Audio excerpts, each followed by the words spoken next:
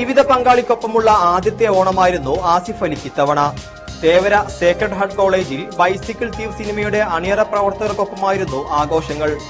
Location ഓണാഘോഷത്തെക്കുറിച്ച് Asif Ali: അതെ, കല്യാണം കഴിഞ്ഞ ആദ്യത്തെ ഓണമാണ്. അപ്പൊ ഞങ്ങൾ ഒരു വലിയ ഫാമിലി ആയിട്ട് തന്നെ അങ്ങ് ആഘോഷിച്ചു. എന്റെ ഏറ്റവും അടുത്ത ഫ്രണ്ട്സാണ് ഇരിക്കുന്നത്. എല്ലാവരും ഫ്രണ്ട്സിനെയും ഫാമിലി എല്ലാവരും നമ്മൾ കൂടെ വിളിച്ചത്. ആസിഫ് അലിക്കാണ് ഇത്തവണ ഓണമെന്നായിരുന്നു നടൻ സിദ്ദിഖിന്റെ അഭിപ്രായം. ആസിഫിനാണ് ഇതൊരു പുതിയ ഓണം. കല്യാണം കഴിഞ്ഞതിന്റെ അവന്റെ ആദ്യത്തെ ഓണമാണ്.